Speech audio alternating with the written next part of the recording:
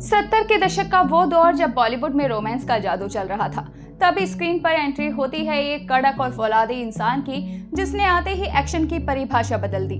भारी आवाज, six pack abs और डायलॉग, अंजलि मैं तुम्हें भूल जाऊं ये हो नहीं सकता, और तुम मुझे भूल जाओ ये मैं होने नहीं दूंगा। समझ गए ना? हम बात कर रहे हैं बॉलीवुड के असली अन्ना यानी के सुनील शेट्टी की। लेकिन क्या आप जानते हैं कि जिस इंसान को आज हम 100 से ज्यादा फिल्मों का सुपरस्टार और सैकड़ों करोड़ों की संपत्ति का बिजनेसमैन मानते हैं, उन्हें अपनी पहली ही फिल्म के बाद समीक्षकों से लकड़ी का टुकड़ा यानी वुडन एक्टर का ताना मिला था। कैसे एक होटल और रेस्टोरेंट बैकग्राउंड से आने वाला लड़का अचानक ही फिल्म इंडस्ट्री पर राज करने लगा। आज हम खोलेंगे इस वीडियो के अंदर अन्ना की जिंदगी के हर मोड़ के किस्से, जो कि आपने शायद पहले कभी नहीं सुने होंगे। तो वीडियो को अंत तक जरूर देखें, क्योंकि आज अन्ना की कहानी आपको अंदर तक हिलाकर रख देगी।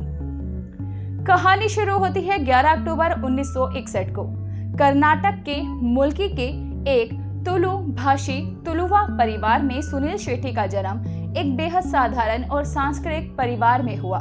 उनके पिता वीरप्पा शेट्टी एक बेहद मेहनती इंसान थे, जिन्होंने अपनी जिंदगी में कड़ा संघर्ष किया। सुनील शेट्टी अक्सर अपने इंटरव्यू में बताते हैं कि उनके पिता ने होटल में बर्तन मांजने और वेटरिंग का काम करके अपने करियर की शुरुआत की थी और अपनी मेहनत के दम पर अपने करियर को शुरू किया था। पिता की इसी मेहनत और बिजनेस माइंडसेट का असर सुनील शेट्टी पर भी पड़ा। सुनील की शुरुआती पढ़ाई मुंबई में हुई। वो पढ़ाई में ठीक ठाक थे, लेकिन उनका असली रुझान स्पोर्ट्स, मार्शल आर्ट्स और फिटनेस की तरफ ज्यादा था।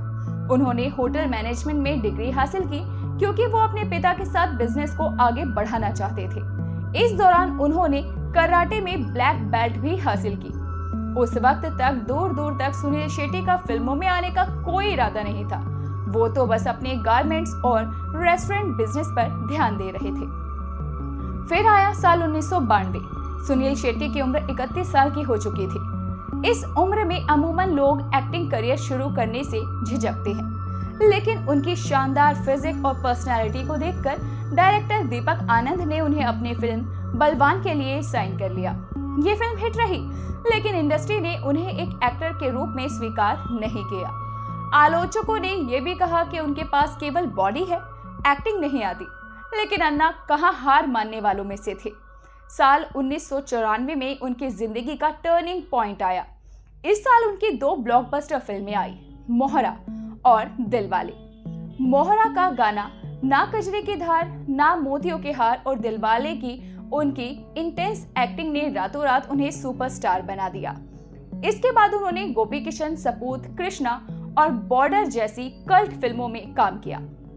फिल्म बॉर्डर में सूबेदार रतन सिंह का उनका किरदार आज भी हर भारतीय की आंखों में आंसू और सीने में देशभक्ति को जगा देता है। सुनील शेट्टी ने खुद को सिर्फ एक्शन तक ही सीमित नहीं रखा। साल 2000 में आई प्रियदर्शन की हेरा फेरी में श्याम के किरदार से उन्होंने साबित कर दिया कि उनकी कॉमेडी टाइमिंग भी लाजवाब है।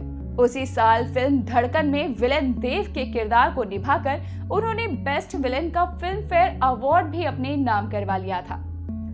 इसी के साथ में अब बात करते हैं सुनील शेट्टी की पर्सनल लाइफ और उनकी बेहद खूबसूरत लव स्टोरी की।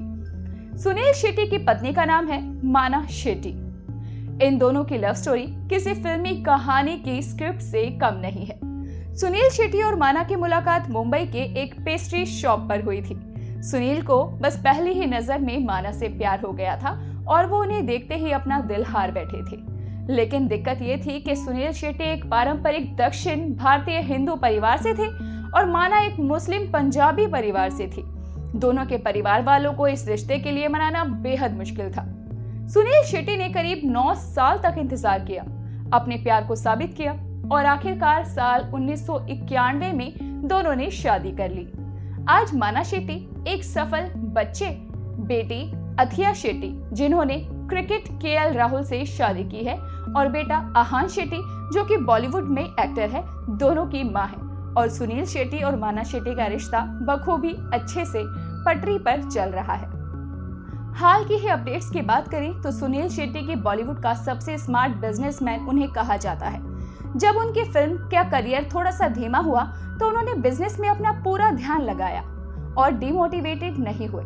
आज साल 2026 में सुनील शेट्टी करोड़ों रुपए के पॉपकॉर्न्स एंटरटेनमेंट प्रोडक्शन हाउस, देश भर में फैले अपने बुटीक्स और कई आलीशान रेस्टोरेंट्स और हेल्थ स्टार्टअप्स के बड़े इन्वेस्टर हैं। उनकी कुल संपत्ति 100 करोड़ से कई अधिक है। साल 2026 में सुनील शेट्टी की उम्र 65 साल की हो चुकी है, लेकिन उनका स्वैग और फिटनेस आज भी 25 साल के युवाओं से कम नहीं है।